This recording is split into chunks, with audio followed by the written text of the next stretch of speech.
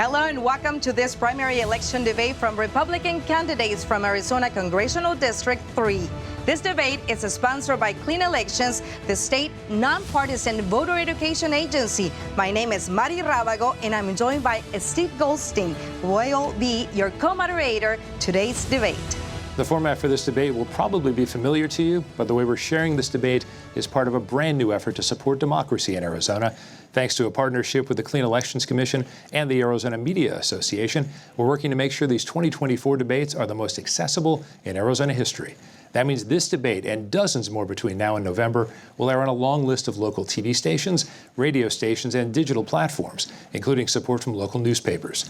It's a shared effort among hundreds of local media brands across Arizona. Transparency is critical here. That's why these debates have been designed with input from a broad group of journalists in Arizona representing urban and rural communities. And we're trying to keep the rules very simple. Each candidate will have 2 minutes to make an opening statement and 1 minute for a closing statement. Candidates have drawn straws to determine the order. Throughout the debate, Steve and I will pose questions to each candidate, allow them to answer, and then make sure other candidates have a chance to respond. Whenever a question is directed to a specific candidate, only that candidate microphone will be open. At all other times, every microphone will be open. Thank you to voters across Arizona who have submitted questions for this debate. We've been reviewing them all, and we're making sure every voice is heard. However, no candidate has been given advance access to any of the questions. And with that, let's introduce our candidates for this debate. Jesus David Mendoza and Jeff Zink. Mr. Zink, you have the first opening statement, and you have 2 minutes. Thank you. Thank you for having me on. I really appreciate the fact that we're doing these debates. This is a very important time. We need to look at this election, and we need to make a choice. We need to make a clear choice of those that is important. My name is Jeff Zink, and I'm running for Congressional District 3. We need to address the issues of bringing manufacturing back to our area. We also need to start increasing the workforce so that we now be able to provide an income that people can actually support, that we can have affordable living, that we can actually have gas prices that are not $3 and $4, but go back to a time when it was $1.89. We need to go back and look at in the past as to what's happened. We also need to make sure and address those issues as far as the education. We need to make sure that we're educating our children and not indoctrinating them, that we have critical thinking skills, not critical race theory. These are issues that are so important that we need to address. We need to have the men that will go to work and be able to provide for their family so that they can go and do the things that they want to do instead of having the federal government constantly reaching into their back pocket and taking their money away from them. All of these issues we will address today, and we will take a look at exactly what we're doing and what are the solutions that are happening. This is important. This is a great time that we need to sit down and look at these issues and come to the right choice. And Jeff Zink, you can go to jeffzink.vote and go to my website. I really appreciate it. And again, thank y'all so much for having me here. Thank you. Mr. Mendoza, you have 2 minutes. Hello, viewers. I'm here to tell you one thing, and it's that God has always intended for the glory of the American people, despite the many threats that we face, from international conflicts to the economy and the environment. In prepping for this, I couldn't help but think that the #1 issue is our partisanship and Lincoln's first inaugural. In it, he teaches us so much. He teaches us that the Supreme Court has always been the most dangerous branch, that we must respect their decisions, and that government policy can still evolve past these decisions. It teaches us that partisanship is our greatest threat because it strains each and every one of our relationships. It teaches us that government fails when people refuse to compromise. And ultimately, it'll be in your hands, the voters, to decide which way this country goes, with what you do every day and with your vote. You get to decide whether we become a Type 1 civilization, where we can harness cleanly and renewably all the Earth's energy, where we can protect our environment, and where we can provide for the adequate infrastructure for our national defense, education, and commerce. But first, we must solve our partisanship and stabilize the debt. I thank you all for listening, and please go to my website, mendoza.vote, to help or learn more. Mr. Mendoza, thank you. We will start with our first question to Mr. Zink. Immigration and border security continue to be at the top of concerns for Arizona voters. Do you believe there's a border crisis at our southern border? And how would you define what a border crisis actually means? Absolutely, Steve. Thank you very much. So one of the things that's, I've been to the border many times. I have seen firsthand the millions of people that are coming across. They're military-aged people, and because of this, we need to sit down and we need to focus on exactly what this issue is. We need to have people remain in their countries before they come over. They need to be vetted. We need to make sure that the sex trafficking and the women trafficking and children that are being trafficked, along with drugs, all of these things are a huge crisis. We need to address those. And so by doing that, we need to sit down and make sure that we have legislation and that we secure our borders, because this is a melting pot. This is something where people come in and we should be Americans together. It's so important that we do that.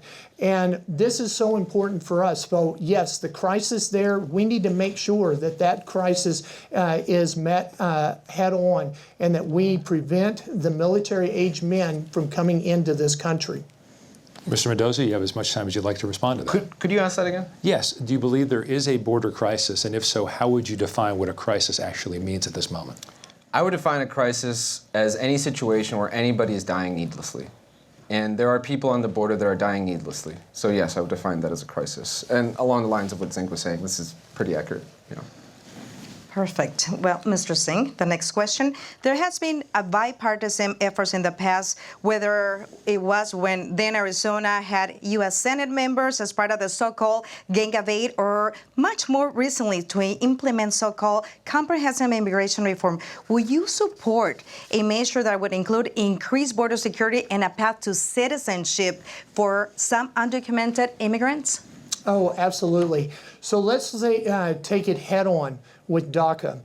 Here's the thing, 1.16 million people are DACA here in our country. They pay $500 a year just to not be deported. That is $580 million that is given to our government. What have they done with this? Where have they actually helped our citizens to find a pathway to citizenship? They haven't, because this is free money that's not regulated. It doesn't go anywhere. And so we need to make sure that we allocate that. But more importantly, let's find a way to stop that. Let's get the federal government out of the business of making sure that you can stay in this country by paying $500. That all has to go away. Mr. Mendoza, will you support an effort to comprehensive immigration reform that would include a path to citizenship? Yes, obviously, but I also don't like the idea of comprehensive immigration reform. I think the best route is incremental change, so small policy change as opposed to just one huge package. How would you propose that be? I don't know. I've never been in Congress, so when I get in there, I would have to try to propose that. Honestly, it's the partisanship that's the biggest issue, so until we can actually maybe go on a retreat as Congress people to Flagstaff, I don't know. Let me ask a follow-up on that then. If we're talking about what some people have criticized being patchwork, is there one aspect of, if you don't want comprehensive immigration reform, is there one aspect of what is in a plan like that you would take on first? I would like to double the spending right now on border and immigration security. Right now it's about $20 billion.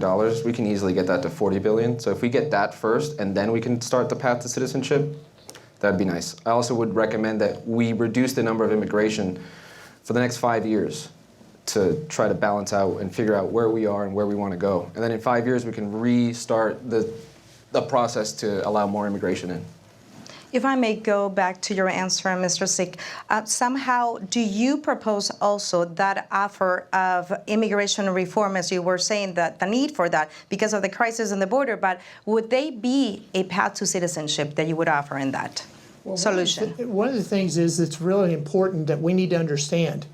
My opponent just said he didn't know. and he didn't have an understanding as to what was going on, and he's going to go to Washington, D.C., that's too late.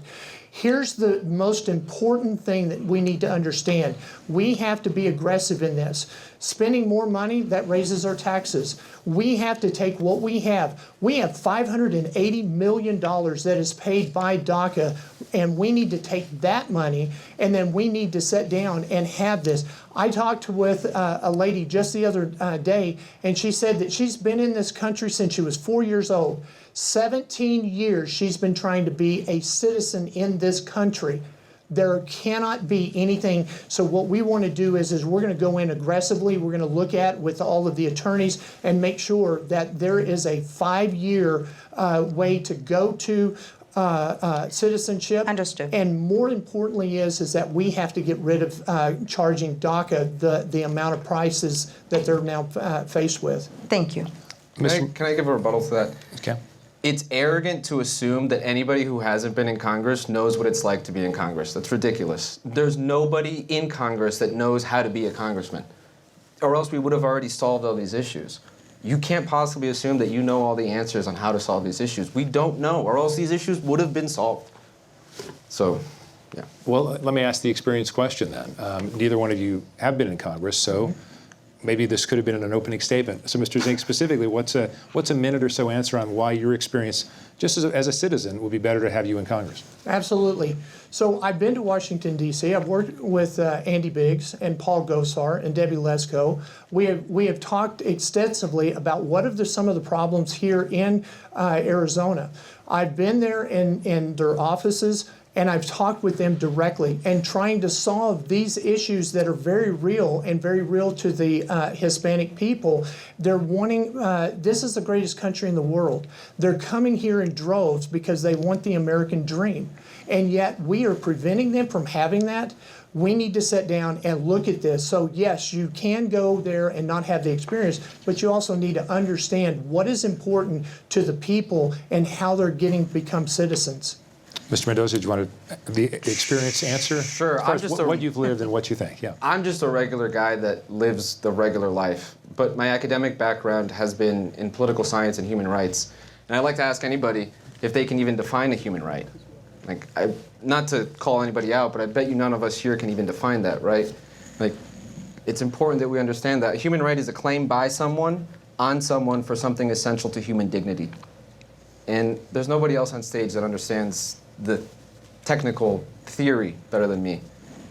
Well, we definitely can agree that there's a crisis and it's very complex, the situation in the border. But we also cannot ignore that the number one commerce partner that we have is Mexico. That border feeds family at both sides of the border, both countries. So if there was a way that you would propose to have a functioning border that would take account immigration, but also commerce, what would that be like? And we'll start with you, Mr. Mendoza. Yeah, we do trade a lot with Mexico, and we've always wanted to have a trilateral agreement between Mexico, Canada, and the United States. I personally don't agree with that necessarily. I think we do need to bring back our manufacturing into the United States. Trade with Mexico is essential, but take, for example, blueberries and avocados. In Mexico, they're burning down avocado farms and blueberry farms because the cartels own them. So whenever I buy a blueberry in the United States, I only buy American-grown blueberries. Because when you buy a blueberry from Mexico, it will come with it's blood. It's like a blood diamond, but it's a blood blueberry. Does that make sense? Avocados also. Mr. Zink? Sure. One of the things is that in working with Pemex, we have an American company that I was working with, and we went to Mexico. And what it does is it caps the flaring in Mexico with the drilling that takes place. What we need to do is we need to make sure that the jobs both in Mexico and in the United States, that we work together. That is something that we can do. The other aspect is that the cartel was also very prevalent in trying to disrupt this. We need to, as a country, need to deal with the Mexican cartel. We haven't had that. And so this is something that I also want to address and make sure that we get the right people in place so that we can handle the Mexican cartel. Okay. Gentlemen, let's move on to the general question of the economy. Mr. Mendoza, we'll start with you. Inflation has cooled from its highest levels, but is still affecting families across this district and across the country. What steps would you take as a member of Congress to try to make life more affordable for your constituents? The economy question, I have like 20 points under in my notes because it's such a complicated subject, right? We have the Federal Reserve, they control the interest rates. Interest rates have been low for the last 10 years. And right now, what we're probably going to be facing is likely stagflation. I don't know if you've seen Jamie Dimon's presentation where he talks about his prediction for the economy, and it's not bright. Things are going to keep getting worse. The Federal Reserve started raising interest rates 8 quarters ago. Usually, you don't start to see the ramifications from those increased interest rates until 10 quarters. And it happens that it can go to 16 quarters. So we have about 2 to 8 more quarters before we're going to enter a recession. And it probably won't be the regular kind of recession. It's going to be a deflationary recession or a stagflation. So this means we're going to continue to have high interest rates and unemployment is going to keep going up. The only way that we can stop that is by increasing revenue and decreasing spending. But it has to focus on stabilizing the debt because the debt and the interest payment on that debt is cutting into our ability as a country to invest. Mr. Zink, your reply. One of the things that we need to start addressing is this. We have to stop printing money. That's the number one thing that creates all of the inflation that we have. Also, we need to start putting back drilling in our country. See, the thing is that if you go back 6 years ago, pre-pandemic, we paid $1.89 a gallon. Today I paid $60 today to fill up my gas tank. We have to put the Arizona people back to work. Those manufacturing companies that have left and gone to China and have gone to other places, we need to bring those back. The greatest country in the world are our asset, and it's the people that we now can provide those jobs. This is what will start to decrease our inflation. We start to increase our drilling, provide the manufacturing here, and then we give good paying jobs. And then we let the people spend the money where they want it spent instead of the government taking it out and increasing this inflation to where we can't even, they're making 2 or 3 jobs just to make ends meet. Perfect. Well, there are some technical issues that we want to mention. Gentlemen, you'll need to know about this as well. Due to some technical errors at the beginning of our production, each of you will get a 3-minute closing statement. Want to let our viewers know that as well. So we will add on to the closing statement you'll each get as we move on.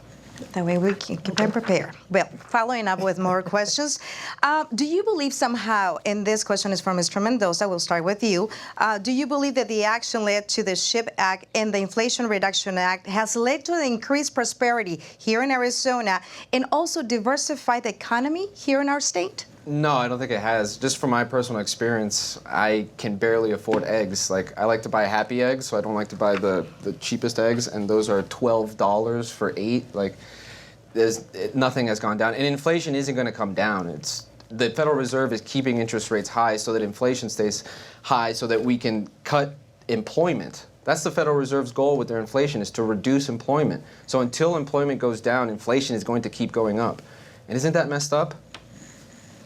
Now, if I may follow up on that, respond also, Mr. Mendoza, for the common family out there trying to make meets end, that they are probably not into the Happy Eggs. Do you believe there has been a change here with the economy? No. My family doesn't buy Happy Eggs, and they have been complaining significantly about the increase in costs. And costs are going to keep going up. Nothing that Congress has done is going to change that. You'll respond now, Mr. Zink. Absolutely. There is a way to respond, and that is that we have to now stop the inflation. I lived through the 70s when Jimmy Carter, and we had some of the highest inflation rates. We now have higher inflation rates. What was it that Ronald Reagan did? Was he put the people back to work. He then invested in military. We started doing the things of taking the greatest country in the world and putting it to work. and it started reducing inflation. We started giving money back into the pockets of the individuals. This is what needs to happen now. And only through giving good paying jobs will we be able to do that. And that way that one person can have one job instead of having two jobs like Ernie and Donia, where they both work two jobs just to make ends meet, just to send their children to a school so that they can be educated the way that they're supposed to instead of being indoctrinated. I actually had two quick follow-up questions, one for each of you, based on the answers you just gave. Mr. Mendoza, the Federal Reserve is saying that it is actually keeping interest rates high in order to keep inflation low or to bring it down. Right. So you're saying that that's just a message in the media, that that's actually not what they're doing? No, actually, I might have misspoke. Okay. Yeah, that's what they bring inflation down, but then unemployment goes up. Okay. And we're likely going to hit a stagflation point where inflation will stay high and unemployment high, and we won't be able to do anything at that point. Okay, The Federal thanks. Reserve will. Thanks for clarifying that. And follow-up, Mr. Zink, when it comes to, there are a lot of folks who are saying that the perception is that inflation remains high because we go to the grocery store, we go to the gas pumps, and inflation is still high in those places, much higher prices than we're used to seeing. But we're also seeing other things calm down. Are you saying that inflation is not coming down because those two things that most people see every day are not coming down? Or are you seeing that as a broader base of inflation? Well, one of the things is that anybody who's gone to the gas pump and paid, like I did today, $60 just to fill up my gas tank, that is translated to the people who then bring your food to your grocery store. Then they transfer that cost into the groceries. We need to sit down and start putting manufacturing, start doing our drilling, start having increased oil and gas so that we can start lowering the gas prices that will then cause the effect. Is it going to happen overnight? No, it doesn't. But that's a great place to start. And we already have a track record from a president that actually turned our country around in the 80s. The economy definitely impacts directly housing, and anywhere you drive or you travel here in our state, you see building and construction of new homes. Unfortunately, many of the households or families here cannot afford a new house, right? So with that said, housing affordability is a significant problem in the district that you are trying to represent, the state of Arizona and many parts of the country. What actions do you believe needs to be taken to make housing more accessible and more affordable for the common family? Mr. Mendoza. I've been trying to buy a house for about 3 years, and I haven't been able to. 3 years ago, I got outbid on the house that I wanted. In the next 2 years, I just kept trying to find something, and there's pretty much low supply here in Arizona, and the interest rates were too high, and I couldn't afford the payments on a house that I used to be able to afford. Over time, interest rates went up. I could no longer afford them. So right now, 11% of FHA borrowers are delinquent. And unfortunately, I hate to say this, but over the next 20 to 40 years, the housing supply will go up as our population changes. So in 40 years, we're probably going to have a lot more houses than we need right now. Right now, we are extremely low on housing. And what I would like most, and I know it's not the most popular topic, but I would like down payment assistance. Down payment assistance seems to be the one thing that keeps so many people back, including myself. Because every time I save up a down payment, what happens? My dog has tears her ACL, and I have to pay $6,000 on that surgery. I have the income to pay for the house, but I can never save up for the down payment because something always comes up. Thank you. Mr. Singh, your response? So one of the things is that if we do housing assistance, that money has to come from somewhere, and that's taxpayer money. We increase our taxes in order to do this. This is almost the same idea of having America pay for college students' loans. This is not this is not something that we need to do. What we need to do is address the issue head on, which is we need to take on BlackRock. We need to take on the people that are actually buying up the homes, and they're buying them at the premium price, which then skyrockets those prices in areas so that people like David can't afford a down payment or a home. We start addressing it at the core issue where these companies that are actually driving this and are the thread behind it, we need to make sure and go after them and cut their legs out from underneath them so that it's the actual persons that are buying the houses, not these corporations. Can I give a rebuttal to that? The only issue with that solution is that those people like BlackRock, Blackstone, they don't actually own that many homes. They own a significant portion, but the majority of the owners of homes are people that own 1, 2, 3 homes, and they rent those homes out. They're mom and pop landowners. Those are the majority. So if we're going to attack mom and pop landowners, it's going to be a bad recipe. So. Well, Mr. Zink, what would enforcement of that sort of thing look like? All right, so one of the things is that we're not attacking the mom and pops. We're actually allowing them to thrive. The reason why we take these companies, these corporations, and we prevent them from actually doing this is so that the mom and pops can actually do this. They give rent so that's a little bit more affordable for people in the low-income housing. These are issues that we can address immediately, but the thing is that these corporations are buying millions of dollars and millions of homes across the United States and driving the prices up so it's not affordable for the average person like you and I. And I agree, but attacking just Blackstone and BlackRock, that's not going to solve it.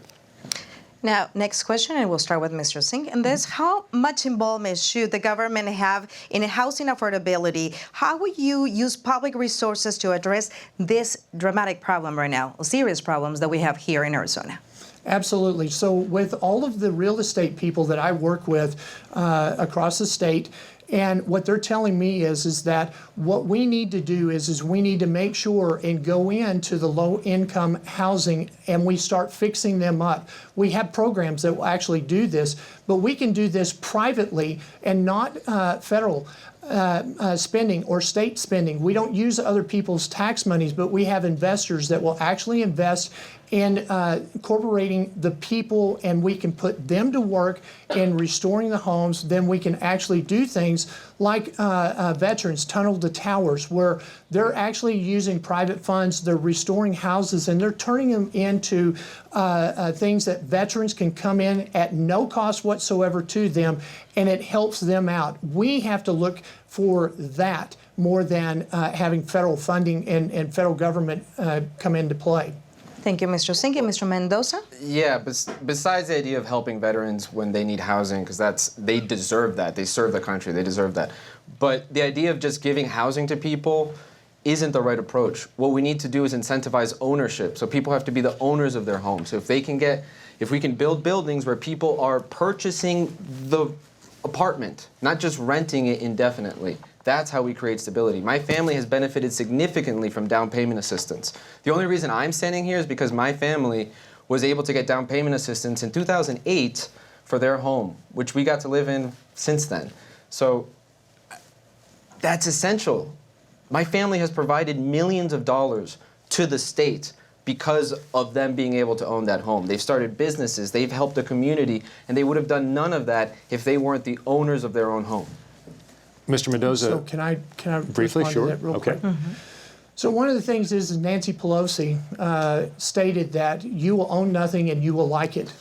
The thing is that what we have to do now is we have to sit down, and the way that we control people is through property. And by taking property away, we have to be able to get affordable housing. And the way that we do this is that we do go after the major incorporation cancer that is on our country, that is buying up these homes and pricing them completely out of the price of the average person. That's what's important. That segues into our next question. What efforts have you either heard about or witnessed? We know homelessness has been a major issue in this district, but across the country as well. Some would attribute that to affordability. There are other factors as well. Have you heard of any ideas? Have you seen any ideas in action that you would like this district, the state, the country to take to help homeless individuals? I would like to incentivize for restrictions on rent. I don't want people to just, every building that gets built in this city is a rental. Especially if you go downtown in Phoenix. It's so hard to find a building that you can actually buy a little studio, even like a 700 square foot studio apartment. It's so difficult. And the only places that have that kind of affordability have a $900 HOA fee. So I can't even afford to live there. So if we get out of the rental market and we start incentivizing businesses to sell these buildings, sell the apartments, that's how we can fix a lot of this. And also, we have so many buildings that aren't being used, 30% of our downtown apartment buildings, and I know that's one idea that's been floated around, taking the old commercial buildings and turning them into apartments. I think that'd be cool too, but they have to be owner-occupied apartments, not rentals. Mr. Zink, before you reply, though, there is this acronym many of us know of, NIMBY, not in my backyard. Right. And those ideas sound great until they go into neighborhoods. We've heard, obviously not this district, we've heard folks in Scottsdale were concerned, wait a second, there's an unused hotel. You're putting homeless people there? Not in my backyard. So how would you deal with communities and neighborhoods who don't want that? Well, thankfully, we're not in Scottsdale, and you can't just put a homeless person in a room. They're going to shoot up drugs. Like, we have a serious drug and mental health issue, so it has to be a comprehensive approach if you're going to try to house somebody like that. Yeah, so it's kind of apples and oranges. Something similar had to do with this situation of the growth of the number of homeless people in our state. Definitely contribute in many ways. The crisis, the housing crisis of 2008 to 2013, many Arizonans were victim of that. If you get to Congress, what are some of the solutions that you would propose to prevent that happening right now, as we're seeing this, the affordability of housing and the increase of homeless people in our state? Absolutely. So we need to address a couple of issues. One is the lack of police. In Laveen, they don't have a police department at all. Phoenix has to cover it, and Phoenix is actually taking South Mountain out, their local dispatch, and they're going to make it downtown, so it's going to be centrally located. That means that they're going to be further away from the people that need help. We have homeless that are coming in, and we aren't able to address it through our public safety.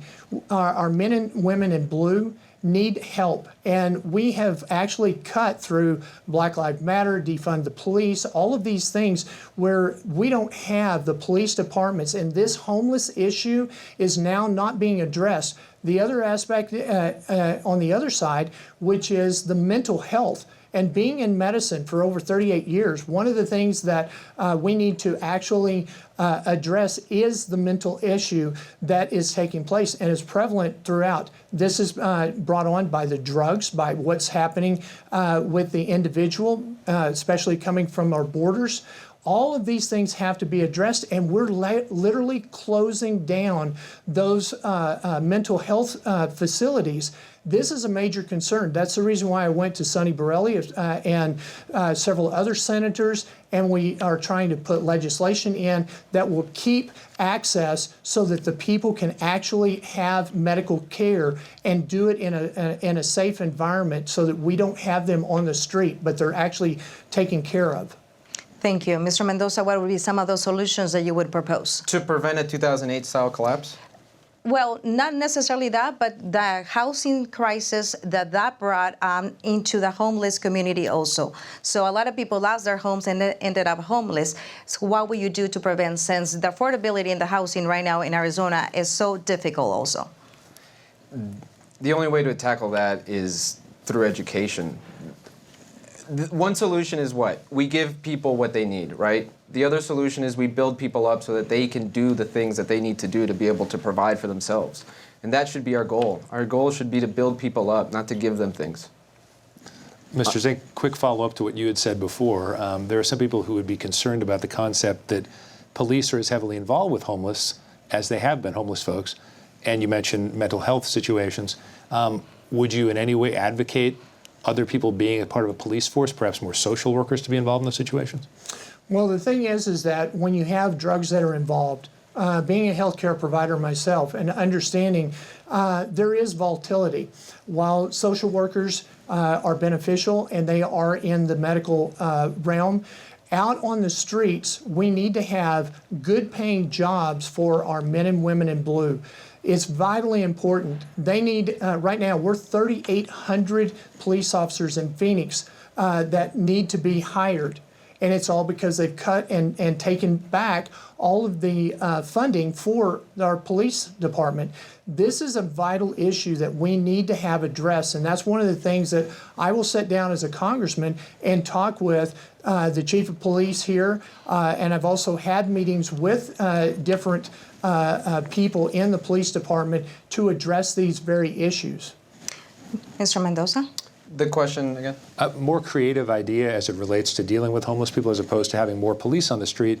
Would you advocate having more social workers, something like that, working with police? Yeah, definitely. We need both. We need to spend more money on both. And I hate to say we need to spend more money, but there's no other solution to this. And we need to also cut spending in other places and redeploy it to these more important, like our law enforcement, like our border. Yeah, and I do recommend that we need to have a mental health approach to the homelessness, where we could be, like we used to have an asylum program, right? And then we got one flew over the cuckoo's nest, and then everybody freaked out, said no more asylums. And there's a reason for that, because we do mistreat people in these asylums, but there's a point and a reason why they had them in the first place. Maybe if we could try again, but this time not be so abusive, that would be great. Mr. Zink, have you seen any efforts that have impressed you in regards to, minimizing the situation with the homeless? And if not, what will you propose to be done immediately here, especially that we have seen some of those efforts where law enforcement have been already involved? Absolutely. So one of the things is that I've talked with many of the business owners around 51st and Baseline, and they were complaining about the homeless. And we were talking with the police and actually cleaned that area up. We found places where mental health facilities that were on Grand Street that we have with Dream City. Those are issues where we could place those people in those basically the hospitals and the treatment centers. And so what they can do is they can then address the issues specifically that would be designed for that individual. And by getting them off the street, they get the health care that they need, but also they're not committing crimes, which is the number one complaint that most of my constituents are talking about, is they're coming in and they're literally stealing things off their front porch, out of their backyards, and they're endangering their wives and their children. And that's where we need to address that head on. Can I make Mr. Mendoza, yeah, go ahead. I do think that there is a risk that we might demonize people that shouldn't be demonized. There is a risk that homeless people will commit crime, but I know one homeless guy. I know a lot of homeless people actually, but one guy's name is Carl. Anybody who lives downtown Phoenix knows him because he walks around downtown everywhere. You see him on Thomas and Central pretty much 3 times a day. He just walks around. These are incredibly beautiful people. Carl is an incredible person, and what I recommend for the American people is whenever you see a homeless person, feed them. Do something for them. Give them a shirt, give them some pants, give them some shoes. Even if they might take those shoes and sell it for drugs, at least you did something instead of depending on the government to do something for you. Mr. Mendoza, we'll stay with you for this next question. When Roe v. Wade was overturned by the Supreme Court's Dobbs decision, that sent the issue of abortion reproductive rights to the states. We anticipate there will probably be a ballot measure in Arizona in November, but that would only affect this state. What restrictions would you want to see on abortion? Would you like to see the federal government take this up and decide on a certain number of weeks, number of trimesters, or would you ban it altogether? What are your thoughts? When it comes to this question, I like to bring up the idea of partisanship, because it's partisanship that's kind of keeping us back from solving all the other issues. We have so many more significant economic and social issues that might actually threaten the nation, but we're focused on this one issue because we can't come to a compromise. My suggestion is that we actually have a compromise. And maybe I'm wrong, and that's where I'm open to talk to Democrats about it, but into 3rd trimester, I think there should be a federal ban on 3rd trimester abortions that occur for elective reasons. Because I don't think it's the same thing when you're taking the tissue within a woman and you're taking it out in the 3rd trimester because there was a miscarriage. That's not an abortion. That's a different procedure, and I think we should differentiate these 2 procedures. The abortion should be defined as the willful termination of a pregnancy in the 3rd trimester. If it's happening in the 3rd trimester because you just don't want the baby anymore, I think that should be a crime. But the Arizona proposition goes to any time period. Not even Europe, in all their liberalness, go that far. The Netherlands, they go up to 24 weeks. France, 15 weeks. So why are we so liberal here that we're more liberal than the Europeans? That's crazy. We should go to 20 weeks, no or little regulation. After that, there should be significant regulation. Okay. Mr. Zink? Let me talk to the Catholics and the Christians here. What you have as my promise is this: I will make sure that Roe versus Wade is never a federal issue, that it stays at the state level, which is what our founding fathers had stated. As a pastor, let me tell you that there is no term whatsoever that we should abort a child. Exodus 20:13 says that thou shalt not kill. It is very clear we need a biblical issue that takes place. Proverbs tells us that if we train up a child in the way they should go, they will not depart from it when they're older. We do need to train up our children. We need to make men that will take responsibility. We need to have women there. God made us male and female. The fact that we have any crime whatsoever, federal or state, show me the statute where the innocent pays with their life for a crime, but abortion does. I, as a pastor, will never ever state that abortion is okay. As a congressman, I'll make sure that it stays in the state. That you have my assurance. Mr. Mendoza, is there any personal experience with abortion that you would be willing to share with the voters that are listening and watching right now? Yeah, I can.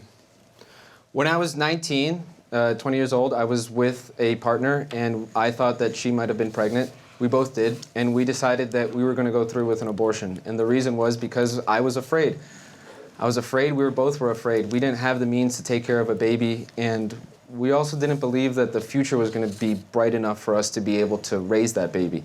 Thankfully, thank God, she was not pregnant, so we didn't have to go through with that. But that idea of having gone through with that does weigh on me every single day, and I do think about that often. I actually have to think about that I probably could have had that baby. That if she was pregnant, I would have been able to be a good father. I would have pulled out everything that I needed to do to provide for that family. But it's now that I realize that, right? So we have so many young people that are afraid to become parents. And I hope that we can actually do something to make them less afraid and give them the faith that they actually will be good parents. And that's how we can fix abortion. It doesn't get fixed in the after. You fix it before it even happens with good sexual education, with providing STD clinics and testing services and reproductive health services like provide, I don't know if I can say this, but giving out condoms, like that kind of thing. That is how we prevent, by giving education, by giving people the belief that they will come out ahead in life. That's how we prevent abortion. Mr. Zink, do you have a personal experience with abortion that you would be willing to share with the voters that are listening and watching right now? Absolutely. So one of the things is that between my daughter and my son, my wife had gotten pregnant. She had an ectopic pregnancy. She had to have a DNC because it was not a viable pregnancy that she could take to term. It would have actually caused her harm. And so one of the things is that we had to go through that, but we also had to understand that the DNC is not an abortion. The thing is that inside the womb, the protection, the fetus itself, which by the way, in Latin means little child. So when they say fetus, they're saying little child, and we need to be able to take care of that child. It's a body in itself, and if it's my body, my choice, then the child also needs to have a choice as well. And the thing is that God gives us these children, and we need to be able to protect them. They're a separate entity. They have a constitutional right to life, liberty, and the pursuit of happiness. How happy are they? And here's the other thing. Margaret Sanger in 1920 said that we need to take the deformities out.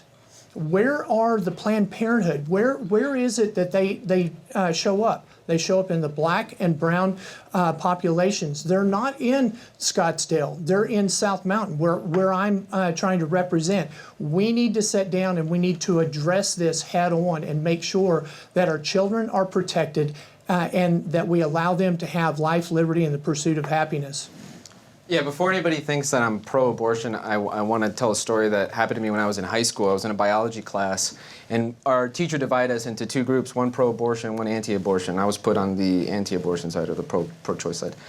And I tried arguing everything for my side. I did ethos, pathos, logos, and nothing seemed to work until I thought, oh, you know what? There's a little bit of pathos that I can hit here. And it's the story of, I have triplet siblings. And when my mom was pregnant with the triplets, the doctor told her that, so it was 2 eggs, one divided, twin boys, and then the other egg. They told her that we can take this third egg out, and that way the other 2 will have a greater chance of survival. Well, My mom decided not to, and thank God, because that third egg became my little sister, who is the love of my life and the reason that I'm even standing here. And when I told that story to people in high school, the debate ended, and then one of the students got up and slapped me across the face as hard as he possibly could. And then he sat back down, and I said to him, do you want to slap my other side? You want to slap me on this cheek? And the teacher didn't do anything because I had kind of shut down the debate with that story. So before anybody gets the idea that I'm pro-abortion, I'm not. Life begins at conception. But what I'm worried about is that this issue is going to drive us to more deaths than abortion has ever had. Okay, Mr. Zink, we have a few minutes left. I want to move on to the question of election security. Do you believe that U.S. elections are free and fair? No, they're not. In fact, one of the things is that I've worked the Arizona audit in 2020, 2022. I've worked the Texas, Georgia, Pennsylvania, Wisconsin, Michigan, Minnesota, Colorado, and Oregon audits as well across this nation. I can tell you emphatically without equivocation that the election was stolen, that we have to have a complete reform. One of the things that I've been working with senators and House of Representatives here in Arizona is the very fact that we need to have one-day voting or a weekend, which is a Saturday, Sunday, Monday, and a Tuesday. But at the end, where cheating starts is when we have a season of voting. And we have actually, because I worked on Kerry Lake's legal team, Abe Hamadeh's legal team, and Tita Peters' legal team, I have seen where the ballots, the mail-in ballots, where there were no signatures whatsoever that were opened and counted. I've seen where names that on the ballot were not the same names of the signatures. All of these issues have to be addressed. So we need to have one-day voting. We need to have paper ballots, hand-counted at the precinct. We need to get rid of the tabulators. And this is the major cause is why nobody actually looks at our elections, and they think that it's the safest, most secure election in the country. No, we're the laughingstock of our countries. Mr. Mendoza? We've always had election integrity issues. You can go back to 1877. You can go back to JFK. People argue that JFK didn't actually win, that the ballots got stuffed by the mob. You can go to the hanging chads in the Bush election. We're always going to have issues, but we need to improve our systems. Like one suggestion that I would recommend, and I know not many people know what this is, but blockchain-based ballot systems. A blockchain, you can distribute the information on that voter across multiple computers so that you can't actually change any of the votes. Everything is transparent.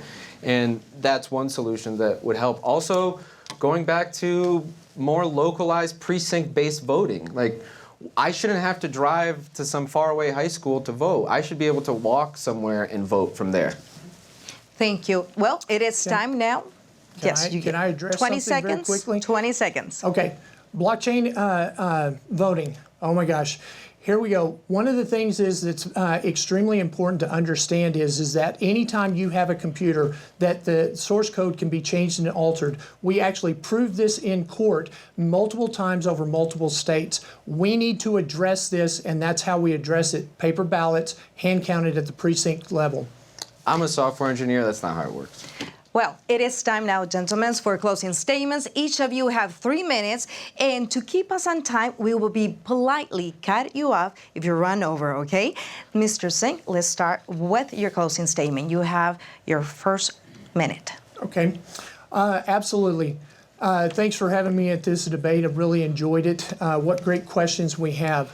We have a major election on our hands, and we have to choose the right candidate for the right time. We have to have somebody who actually understands the issues and has the solutions. My opponent doesn't have that.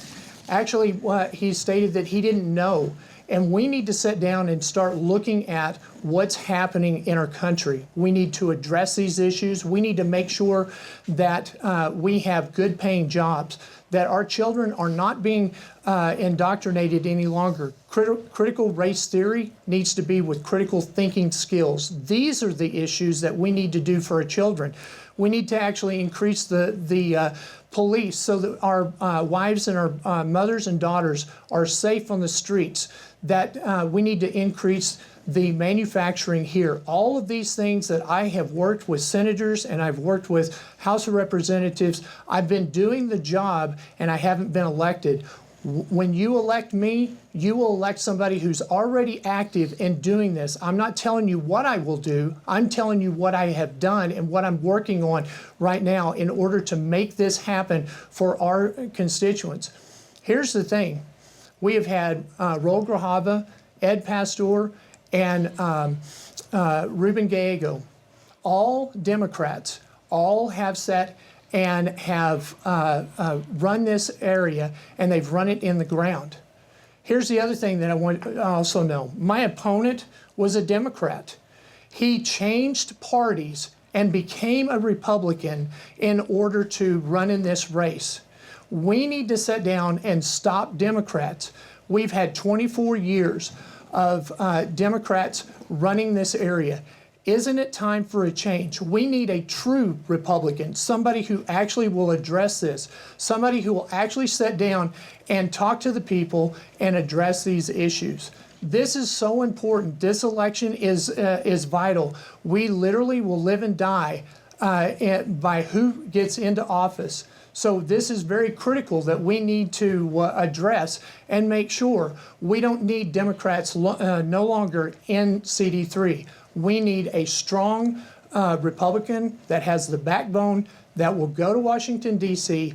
and address these issues, that has a plan and doesn't know what to do. That's my opponent. So go to jeffzink.vote. I appreciate the fact that you're willing to listen, and let's make intelligent decisions now and understanding what's lays before us so that we can actually do the things to help our CD3. Thank you very much. Thank you. Mr. Mendoza, you have up to 3 minutes for your closing statement. Well, I'm not going to do the same thing my opponent does, because his attitude is exactly why we have so much partisanship. If you guys want to continue to have the same partisanship, to have the same division within your society, to have us keep going and fighting each other, then this is your guy. If you want somebody that's actually going to help this country and try to bring us together instead of dividing us, then I'm your person. My opening statement had to do with Lincoln's first inaugural, because that's where we have to return to. We don't have to return to anywhere else. And he wants to say that I'm a Democrat. You know what? This is actually the only district that will actually help me. And second of all, I helped this guy for 80 hours the first time he tried running for office. Do you think a Democrat could stand being with this guy for 80 hours? I'm not a Democrat, all right? I am nonpartisan. I'm running on the Republican Party because this is the party that has the ability to solve issues in our country. With that said, I would like to thank you all for joining me and listening to me. And you, the audience, you guys be smart. You guys know better than anybody else here what the issues are with our country. And if you want somebody like him, if you want somebody bipartisan, then that's me. If you want somebody who's going to divide this country further, that's him. Thank you. Thank you, Mr. Mendoza. Mr. Zink, recent polling information here in Arizona, get it to the community today, show that Trump is leading in the favor of the voters, and it's because Biden is losing the support of the voters. If Trump wins Arizona, how would that impact your race? Oh, absolutely. It's going to make it completely viable. The reason why is that we already know. You go back to Trump's term, $1.89 gas. We had less than $1 with eggs. And the thing is that we sit down and we look at this and we go, gosh, don't we wish we had that? Biden's economics has literally decimated what any income that people have today. For Donald J. Trump being my president. See, my opponent said that he didn't win in the last election. And I've gone all over the country and said that, and seen firsthand, yes, it did. So the thing is that Donald Trump will help me in getting into office. Quick comment, Mr. Mendoza? What was the question again? I didn't really get that. If Trump wins Arizona, how would that impact your race? Well, if he wins, it'll be after the election, so... It continues to build on that favor of the voters. And over the next, 2 years, you're saying? Well, then, not the next 2 years, before the election, obviously, right now. Well, if Trump wins, I don't understand. If Trump wins the election? He's winning. He's leading here in Arizona in the favor of the voters. Would you think this would impact your race? Oh, that would he's help doing you. well? Yes, that he's Oh, doing yeah, well. yeah, definitely. Well, the Democrats doing so poorly is definitely going to help the Republicans do better. Yeah, that's kind of obvious. All right, gentlemen, thank you both for being here. That brings us this particular debate to a close. This wraps today's debate with the Republican candidates for Arizona Congressional District 3. As a reminder, the Arizona primary election is on July 30th, and early voting starts July 3rd. All registered voters can participate in the primary, including independents. There are a lot of offices up for election this year, so we'll keep you hosting debates through the summer and also the fall. Head out to acmedia.org to see all the list of every local primary media partner, plus upcoming debates and where you can find them on TV, radio, and digital platforms. You can also see the full debate schedule, learn more about clean elections, and submit questions for future debates by heading to accleanelections.gov. On behalf of our partners at Clean Elections, the Arizona Media Association, Rister, and Bitfire Studios, thank you for joining us.